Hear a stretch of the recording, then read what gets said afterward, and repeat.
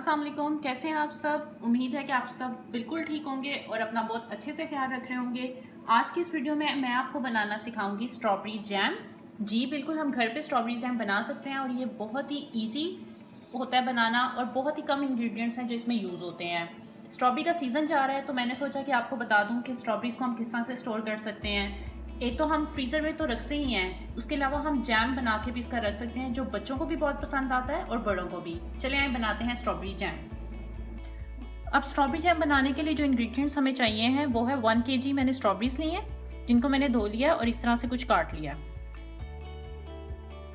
ठीक है, हम 2 कप इसमें शुगर लेंगे और 1 टेबलस्पून लेमन जूस जाएगा। तो सबसे पहले हम स्ट्रॉबेरीज को इस तरह से कटिंग कर लेंगे। जितनी भी स्ट्रॉबेरीज हैं आपने उसको ऐसे काट लेना है।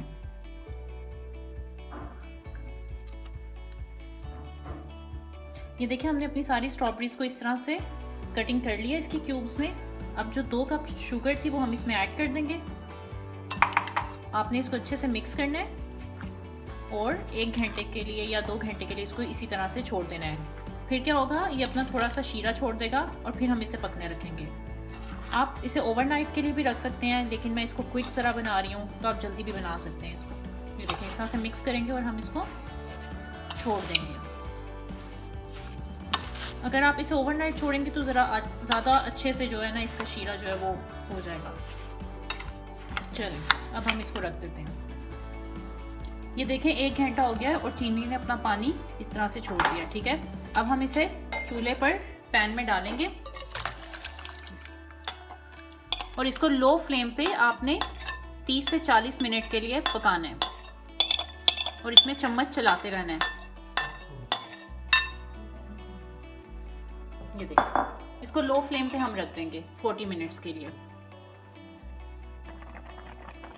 ये देखिए, इसको 40 मिनट्स हो गए हैं पकते हुए। ठीक है, अभी इसके ऊपर झाग है, जिसका मतलब ये है कि हमें इसे अभी और पकाना है।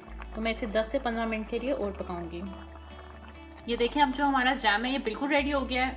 इसको चेक करने के लिए मैंने फ्रीज़र में प्लेट रखी थी 5 मिनट्स के लिए। इस पे मैं इस तरह डालूंगी। आपने 15 सेकेंड्स वेट करना है और फिर उसके बाद हम देखेंगे कि ये रेडी है कि नहीं। ये देखें, हम टेढ़ा किया तो ये नीचे नहीं आ रहा, आहिस्ता आहिस्ता आ रहा है, तो इट मीन्स कि ये रेडी है। ये देखें, अब हम इसके अंदर इस पॉइंट पे लेमन ऐड करेंगे और चूल्हे को बंद कर देंगे। लेमन से ये होगा कि हम इसको इजीली स्टोर कर सकते हैं, ये खराब नहीं होगा। ये ठंडा हो जाएगा तो फिर मैं इसको जार्स में निकाल दूँगी।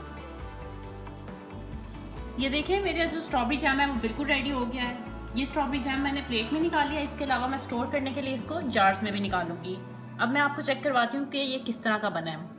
ये देखें, ये प्रॉपर जैम की तरह का बना है। देख रहे हैं कितना मज़ेदार है, जिस तरह बाजार का होता है सेम वैसे। अब मैं ट्राई करती हूँ।